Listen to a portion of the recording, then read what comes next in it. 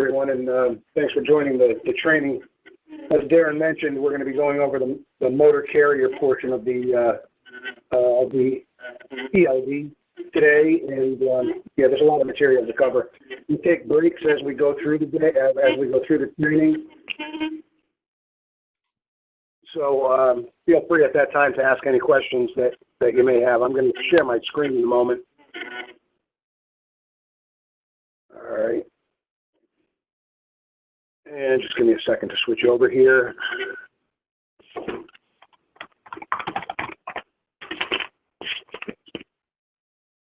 me see if I can get rid of this, and we're good. Okay, so this is the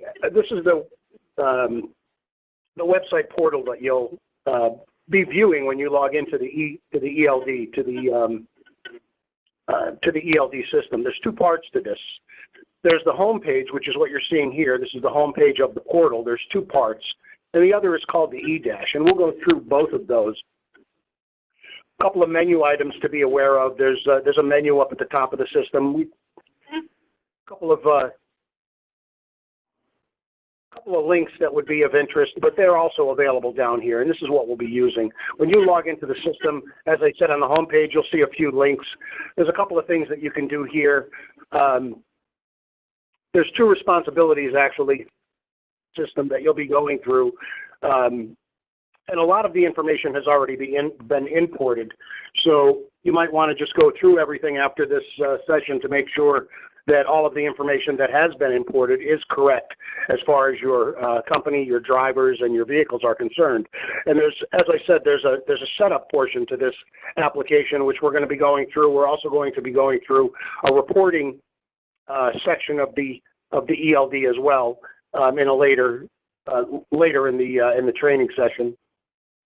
First, I'm going to focus on going through the setup and what you're going to be doing to actually set up your information in the ELD. There's actually three parts to that. The first is the company portion of that, and you could see this preferences link right here. And if you click this, it's going to give you some information about your company.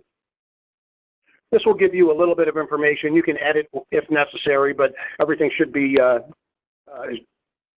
pretty well input already for you, and you can update when you're finished. There's some information up at the top: your company name, your address, phone number.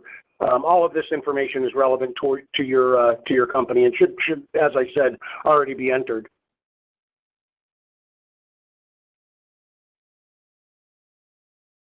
There's also a driver's portion of this particular page on the home section of the ELD portal. There's a driver's link under the administration section, and this will list all of the drivers that have been imported for your company already. You can view any of that information by simply clicking on the view button or the view link, and you'll notice that there are only a few fields filled in. The name field, the last name field, and the driver's license number, and of course the status is active. Those three fields are the only three fields that are mandatory or necessary as far as this portion of the driver section is concerned. There's also another part of this when adding drivers that we'll get to in a moment.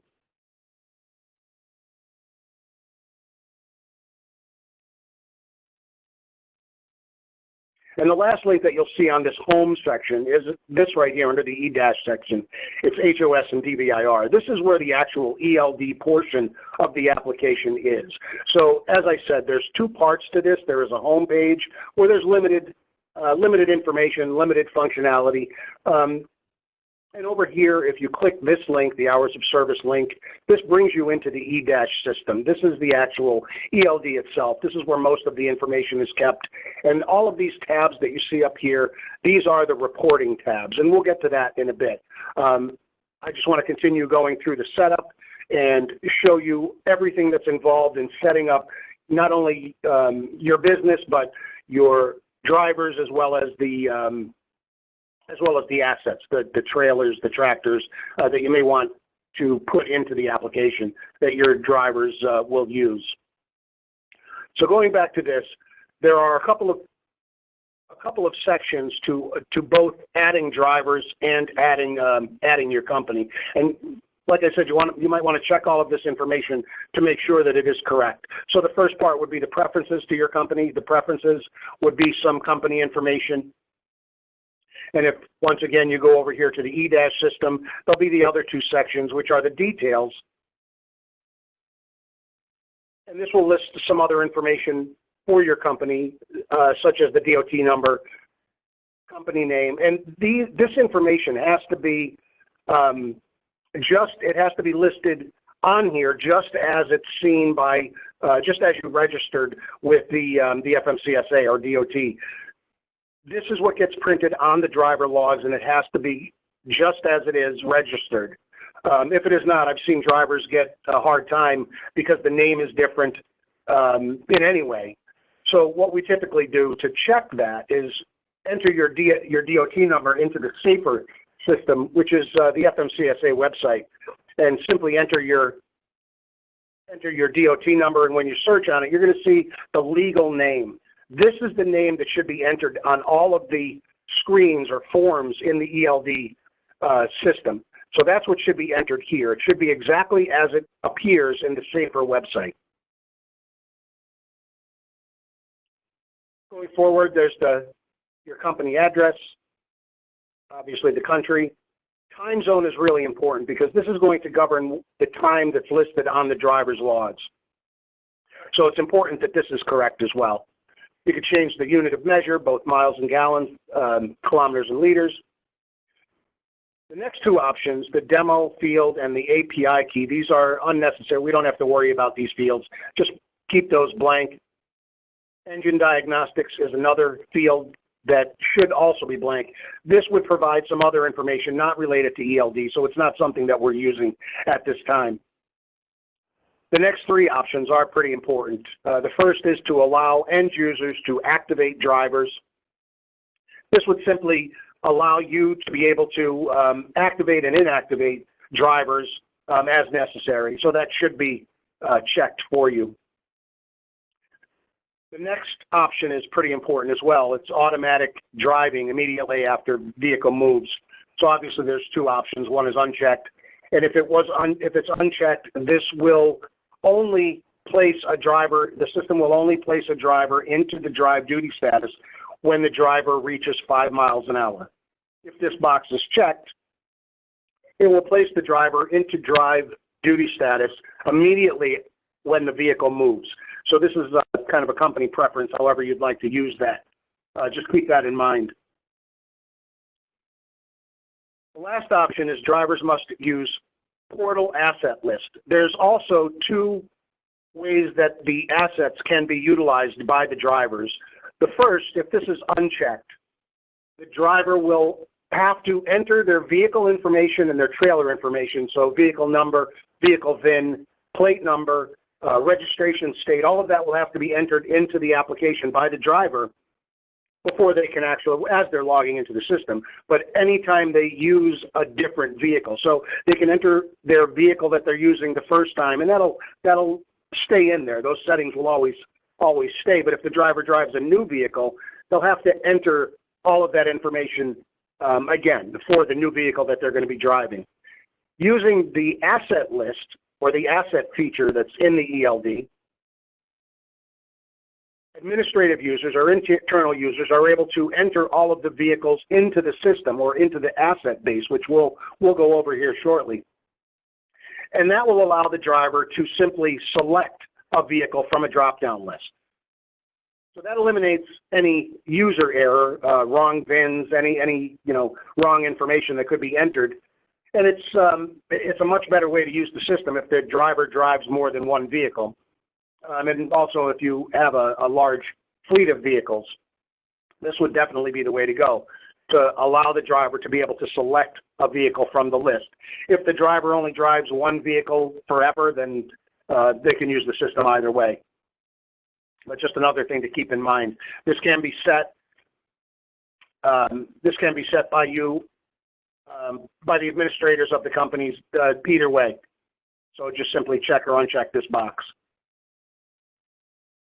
Make sure to always click the save link when you're working with any of the information forms to save your data or save your options. The last part of the company setup is called home bases. And what this is basically, it is all the locations that your company has. They're all listed here, and there's some options on the right-hand side: view, delete, assignment.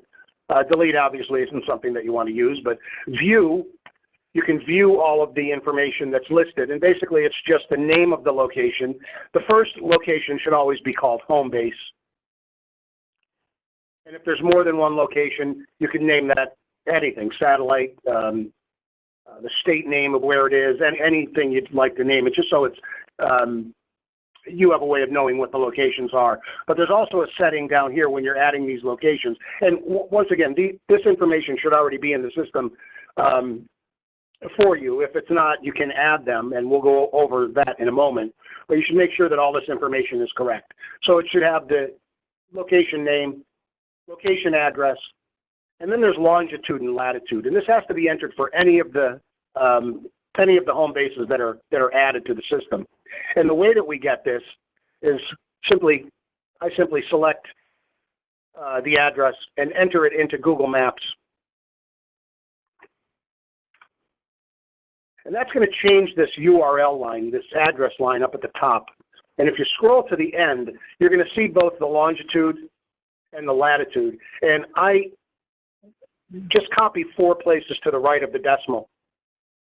And I copy it, and then I'll just simply paste it into the appropriate fields here. That's how we get those numbers.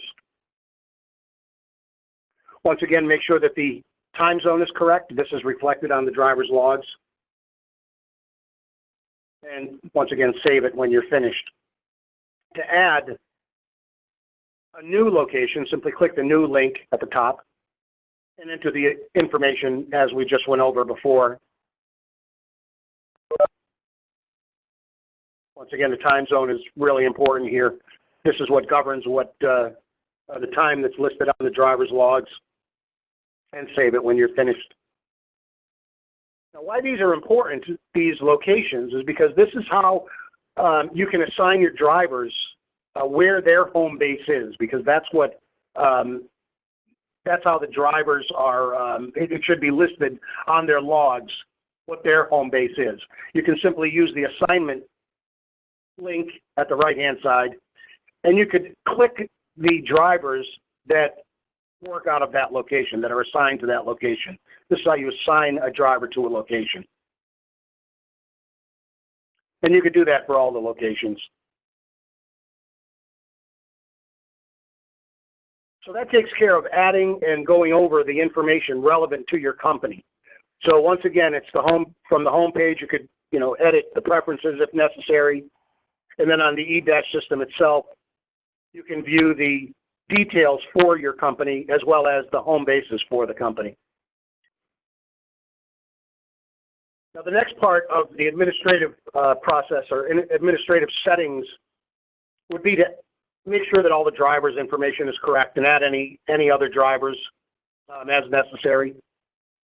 To get a list of your drivers from the home page of the ELD, simply click the drivers link. And here you'll get a list of all the drivers that are currently in the system. And as I mentioned before, you could click the view button and simply look at or edit any of the information that's here. As I said before, there's only a couple of fields that are necessary: the name, the last name, and the driver's license number. All of the other information is optional, and you can enter it if you would like. This is, for record-keeping purposes. So to enter a new driver, you'll simply click the new driver link at the top.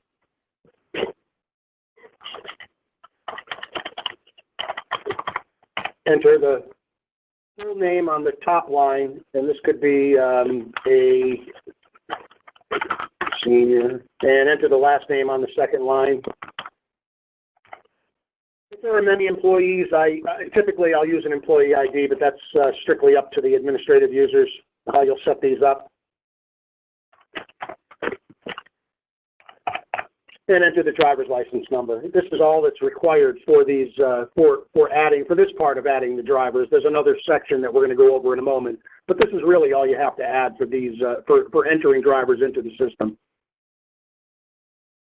Save it when you're finished, and then repeat the process for all the drivers you need to add, and then go over to the hours of service DVIR section, the E- section again, and you'll see a driver's link here as well. So to finish the process, you'll simply click the driver's link.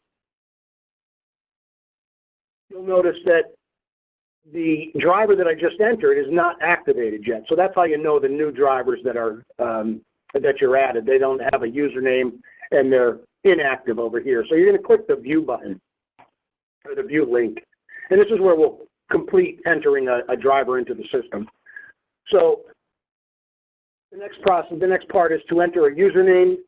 This name, keep this in mind, that this username has to be unique throughout the entire system, not just in your company. So J. Jones would be a very common name. So we'll see if that works. But there's you can make this username anything. But if it fails, and I'm hoping that that does, when you go to save, there'll be a message down here to let you know that that username has already been taken, and we'll go over that in a moment. Enter a password for this user. Confirm the password, enter it twice. Make sure you select the proper rule set. You can select the 24-hour starting time for the log. Midnight is typically the most common selection here. You can choose current time. You must set the driver active to be able to save the driver at this time. And the next two options, personal use or personal conveyance and yard moves, are the two new duty statuses that have been created by the mandates. If the drivers need access to this, you can click one or both. Now, if you do not check these boxes, what will happen is the drivers won't be able to use the buttons on their application that relate to personal conveyance and yard moves. They won't have these duty statuses available. If the driver is exempt, you can check that. You can alter the unit of measure. And license state is required here.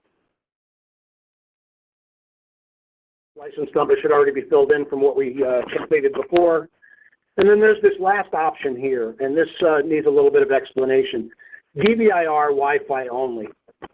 The driver's vehicle inspections that they perform need to be uploaded to the back end here.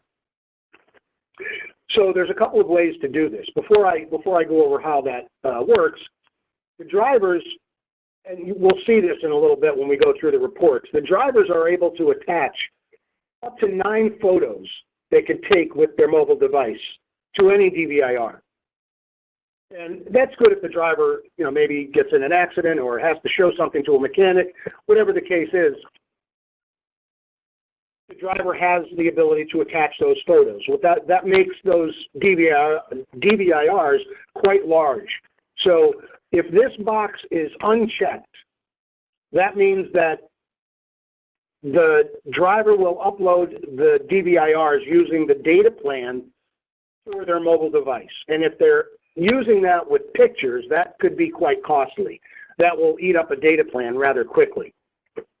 So if that's the case and the driver is using, taking images with their, or attaching images to their DVIRs, then this box should be checked.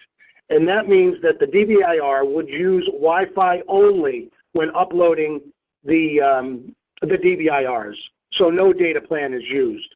So it's a kind of a cost-saving feature. It's a very good feature as well. But that could, if the driver is in an area where there is no Wi-Fi signal at that time, then it will get stored and it will just be held in the mobile device and uploaded whenever there's a Wi-Fi available. That could slow things down a bit. So if the driver's not using images, keeping this unchecked would make things go a bit quicker in the driver's as the driver goes through their day. So it's just a matter of how the driver's using the system, and most drivers don't attach images to their DVIR at all times. You know, typically they just do their DVIRs and they're done with it. Only when there's that exception where they need to attach an image. So, you know, either way would be acceptable, but just keep in mind that it could get quite expensive if they're using the system with their data plan and they're taking pictures. So this would be a good option to keep checked if that's the case. Sorry for that long explanation, but that's this is an important feature, and it could cost some money if it's checked wrong. When you're finished with entering all of the driver options, simply select Save, and I'm glad that came up like this. Username already exists.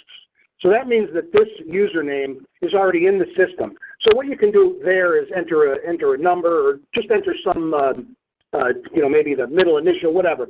You can enter, I'll enter 11, and that should take care of it. And it did. So now it's accepted. So J Jones 11 would now be this driver's login ID. That's all there is to entering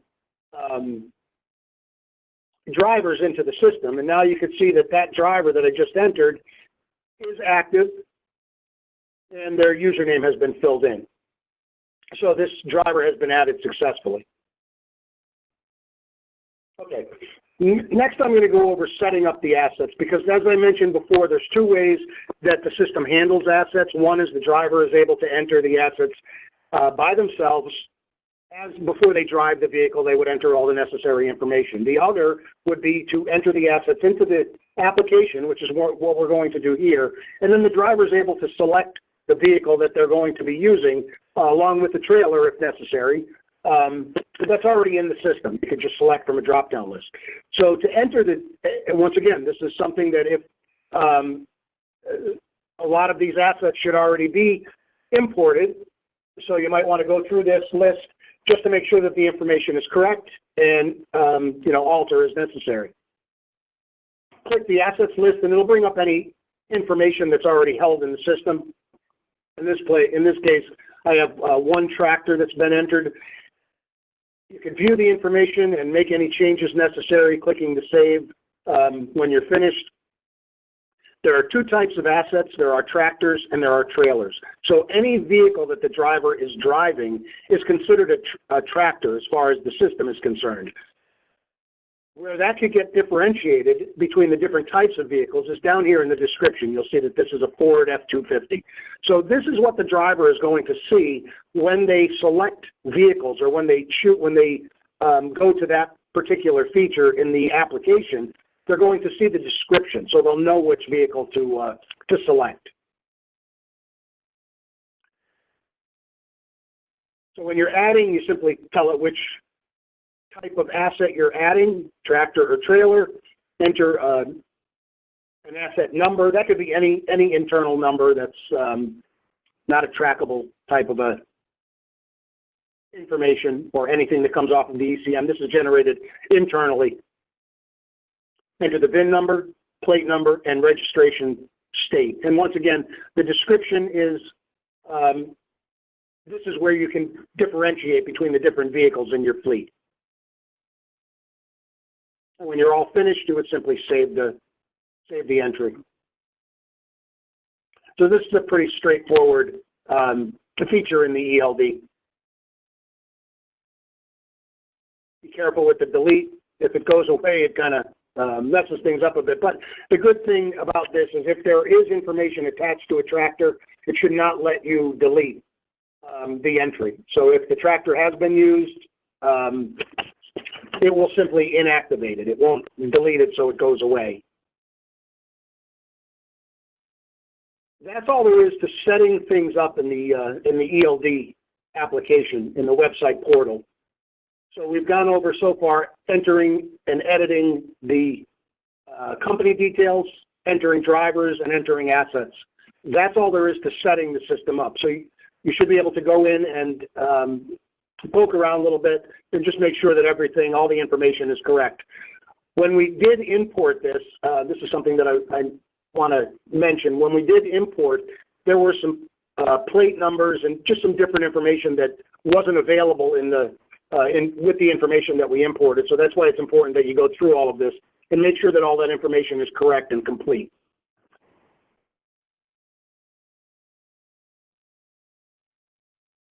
Now are all of these tabs up at the top, and this is the reporting feature. There are a lot of reports in this application. All of these tabs, basically, aside from the driver tab, of course, that we just went over, but all of these tabs are mini report writers. You'll notice options in all of them, and all of the report writers are pretty similar. They all have option sets that you can set, and there's always going to be an execute link, and that's what actually runs the report. So once you've selected all of the options that the system is asking for, simply click the execute and it will run that report. So in this case, we're going to look at logbooks. I'm going to select the driver.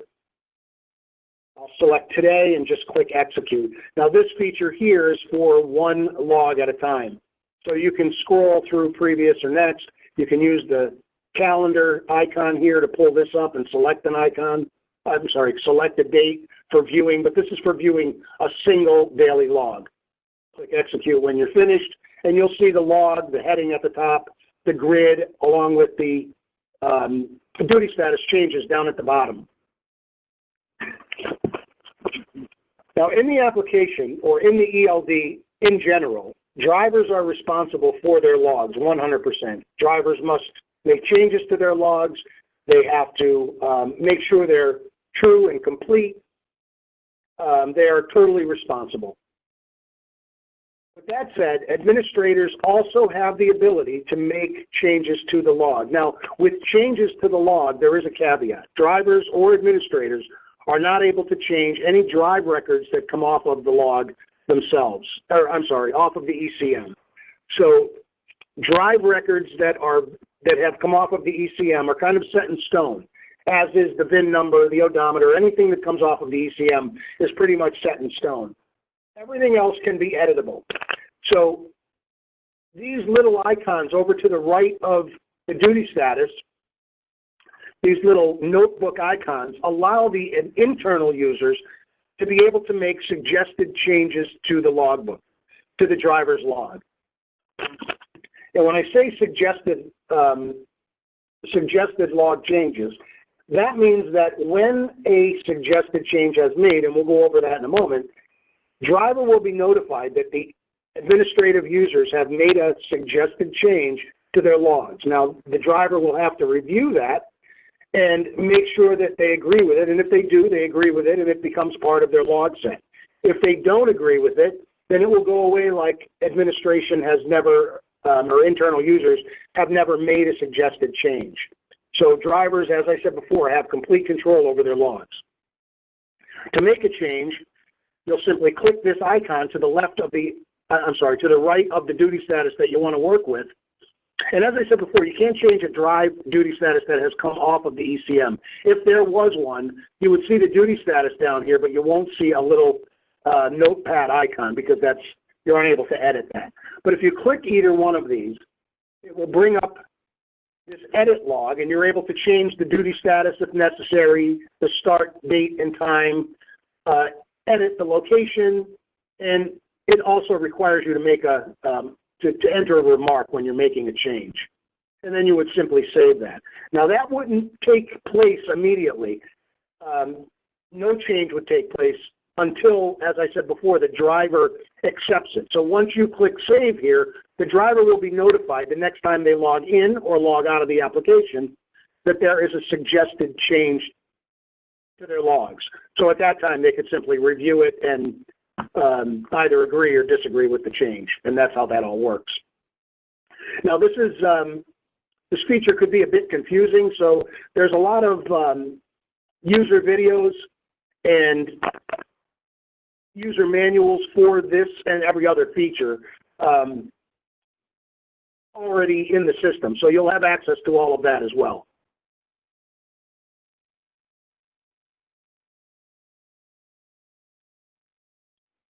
If you need to view more than one log, or you need to view a date range of logs, you'll use this second option here, the second link, export print display logs.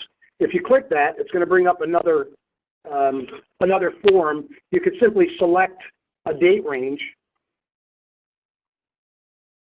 and then click Export. That will bring up a PDF of the date range of logs that you've just requested. So you can scroll through them, and it'll show each daily log. And if there are any with duty status changes, as there is here, it'll show them down at the bottom of the log. So they're complete logs. You can print these. You can download them right from the browser.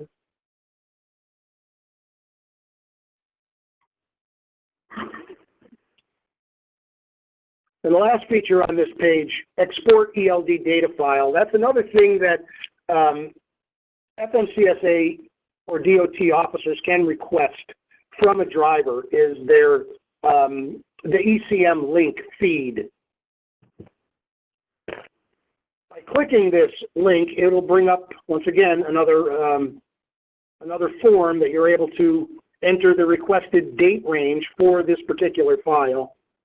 And you can either save it internally, which is what I'm going to do now for demonstration purposes, or you can send it directly to the FMCSA if it has been requested. I'll save this, and it'll take a moment. When that comes up, I'll show you what that file looks like. It's pretty illegible. It kind of doesn't make sense when you look at it, but they have applications that kind of format it differently and make it legible for them. And this is the file that is actually produced by that function, and it's the information that comes off of the ECM. So that's what it looks like. It looks much more legible with using the applications that they have, I'm sure.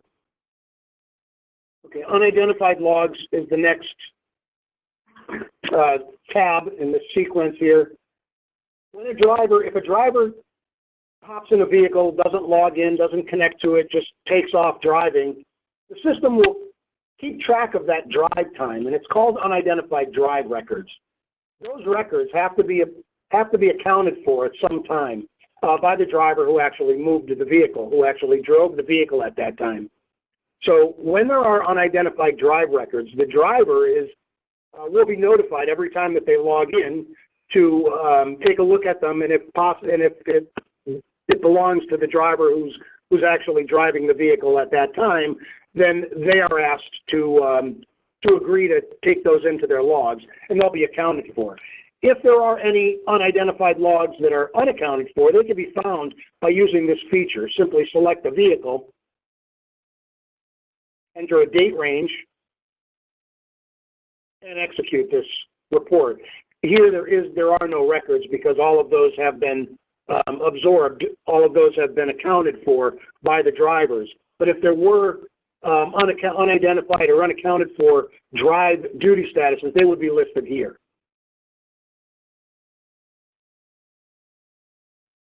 This carrier requested log edits has to do with what we were talking about over in the logbooks, where either a motor carrier makes a suggested change to the logbooks for a driver, and the driver accepts it or not, or a driver has made a change to their logbooks.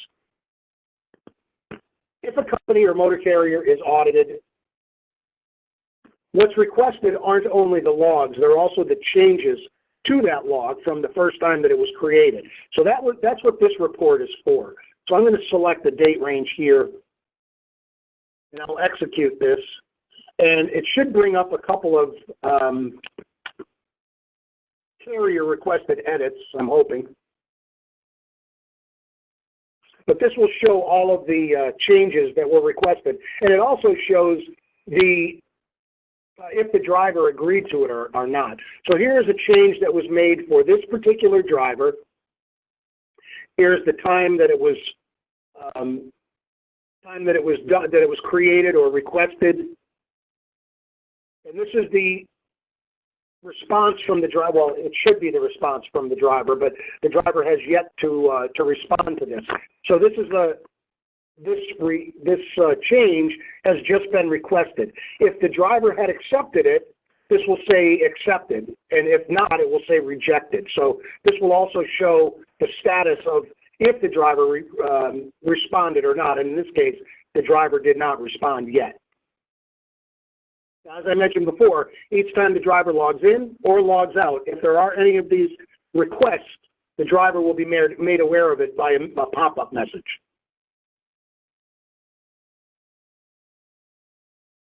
The dashboard tab is this is a very useful feature. This allows you to keep track, internal users, to keep track of the drivers and how they're doing as they go through their day. So when you you can select a specific driver from the drop-down. I'm going to keep all there. I want to see the entire fleet. So if I click execute, it's going to bring up all the drivers in my fleet, and it's going to show me how they're doing as they go through their day. They're going to show me what the current duty status is for each particular driver, where they are, the last reported location, last update of the application, and it will also show how they're doing as far as the time that they have to follow. So anytime a driver gets between, well, first of all, these columns right here are representative of the three duty status dials that are on the driver's application home screen. So the first one is for driving hours, on-duty hours, and their weekly cycle, their weekly on-duty cycle. So when any one of their cycles get within 1 hour of going over, so let's say they're within 1 hour of driving too many hours, it'll turn a bright yellow. When they go over their allotted time, meaning the driver, let's say, drove too many hours that particular day, it'll turn red like this driver here. Same with every other column here. So in this case, the driver is he's not doing good in any of his duty statuses here. He's driven too many hours, worked too many hours, and he's gone over his weekly allotted hours also. So that's what that's telling you. The other two drivers are fine. So this is a good way to get a snapshot of the drivers that are in the field at any particular time. So a very useful feature.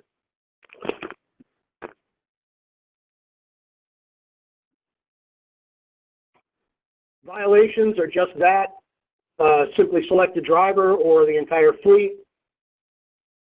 Let me select a date range for the violations that you'd like to see and click execute. Now what that'll bring up is a spreadsheet. And this shows the driver. It'll show the username, the date and time of the violation, and the actual violation. So this is a very useful feature. This lists all of the violations for all of the drivers.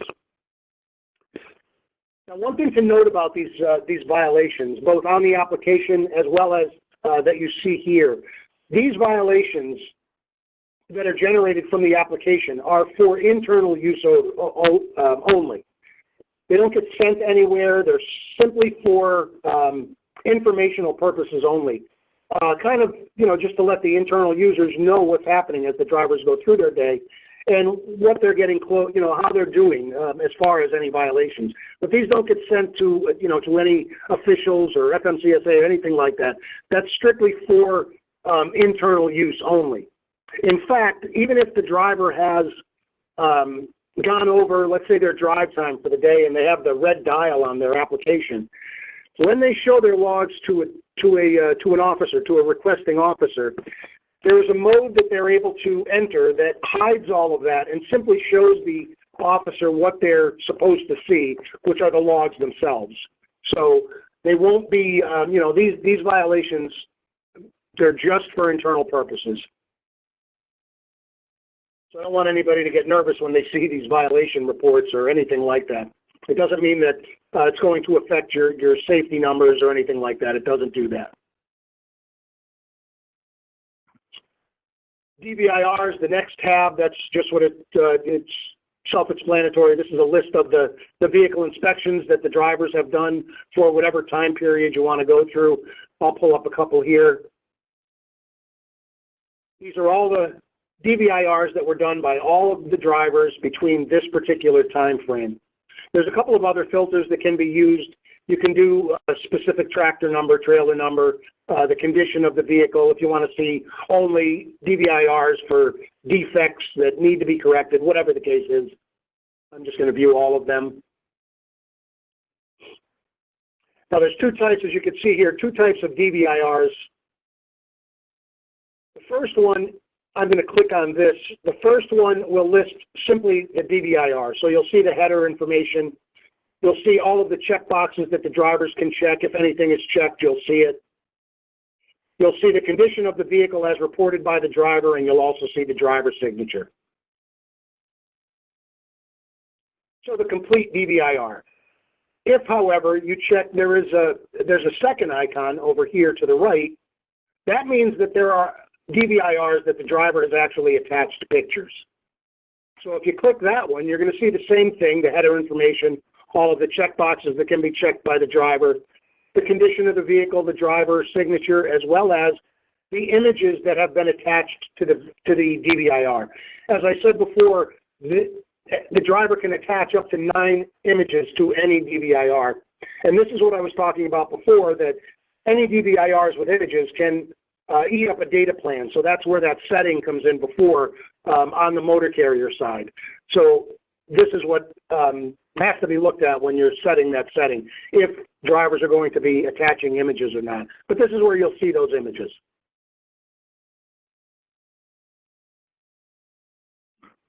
Okay, we'll go over the IFTA next. Now there is an IFTA feature in this application. You simply select either the quarter, which I'm going to select the first quarter, or the month for printing the report. Select the vehicle. This has to be done vehicle by vehicle. In this particular case, I'm going to select execute, and this should bring up for the first quarter any miles, any fuel purchased for this particular vehicle. Now, this screen, maybe there's fuel that hasn't been entered. Corrections can be made to this screen, in other words. So miles can be entered if miles are missing here. Gallons can be entered. It can be recalculated at that time. You can add jurisdictions if maybe a state is missing that hasn't been entered for some reason.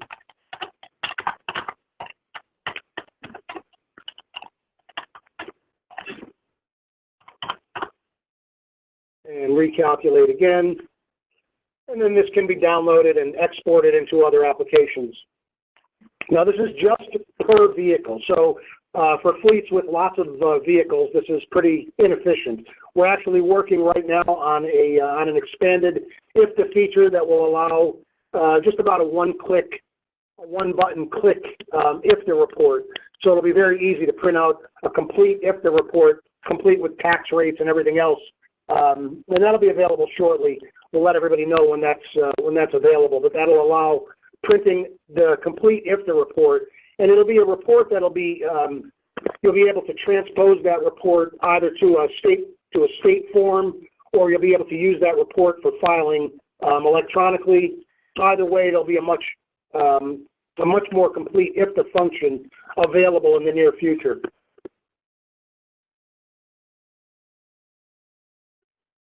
This can also be, as I said, downloaded, so you can export this to the numbers here to other spreadsheets or any other application you may be using, so that could be useful.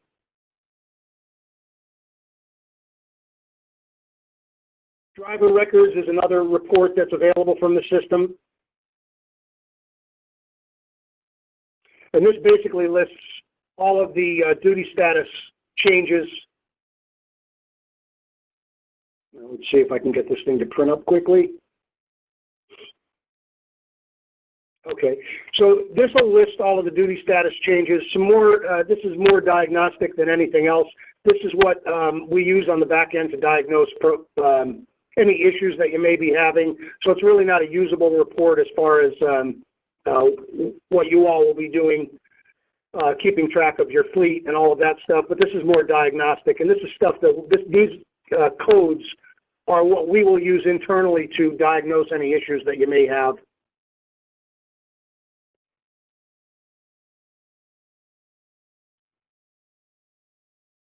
Pull up this FMCSA records. Anytime we talked about over here in logbooks, there's this feature, export ELD data file. And the driver has a similar feature on his end where he is allowed to send logs to the FMCSA or to a requesting officer as well. Any of those reports that have been sent to an FMCSA, to a requested FMCSA, this is where those reports will be listed. So basically, this will tell all of the drivers that, or internal users, or files that have been sent directly to the FMCSA. So this will keep a list of all of those reports that have not only been requested, but that have been sent. So I don't think that I have any data here. I haven't sent anything through our test system to the FMCSA, but this is where all of those will be listed. Basically, it just lists the reports, when they've been sent, how they've been sent, what reports have been sent. So all of that will be listed below.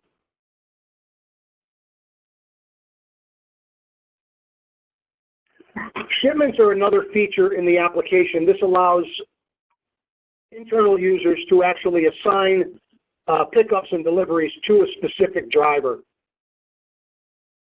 So this can be created here. I'm going to, let me see, I'll just create one really quickly. Shipper name, commodity,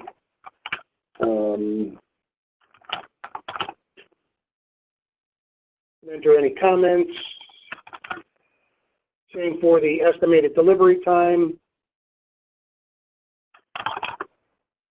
And then you select the driver. Now what this will do, when the driver logs in, they'll be notified that there is a shipment that they need to take care of. So they'll have there's a section in the application that the drivers are actually able to go in and get this shipment and enter the information as they go through their day. So this is a way for internal users to track the driver and how they're doing as far as their pickups and deliveries are concerned. So the driver would simply fill in when they picked up, when they delivered, and all of the requested information below. So when they save that, that will be listed here. And let me see if I have anything saved. And you'll see how that's not what I want. No data. So here is how it would be listed. So you simply enter a date range up at the top and execute that. Any shipments that have been entered into the system will be listed here. Then you can view the details. So it will show when it was assigned and when the actual delivery took place, or when the actual pickup and delivery took place. So this is how it would look as the driver goes through their day and a completed shipment.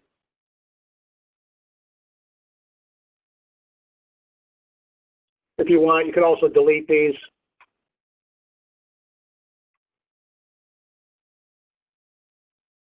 Engine diagnostics are, they have to do with the setting that I pointed out before. So if I go back over here and I look at the details, there's a setting here for engine diagnostics. And as I said, that's unrelated to ELD. We're going to keep this blank. But if there were any engine diagnostics, things like engine on, engine off, or any problems encountered, that would be listed under the engine diagnostics tab. We won't use that for ELDs, however. The last tab is this driver duty report. Same options as every other report, or as most of the other reports. You could select a driver. You can select a date range, which I will do now. And then when you click execute, what's going to be brought up is a list of the driver or drivers that you've specified for this date range. And it's going to show all of the duty status, all the duty statuses for each driver, and how much time cumulative between the date range specified has the driver spent in each duty status. So for this driver here, this driver has spent 540 hours, 51 minutes in the off-duty status. So all of those duty statuses will be shown for every driver. This can also be downloaded to an Excel spreadsheet if required, if you need to move this information or do anything with the information. You can see the spreadsheet here and how it's listed.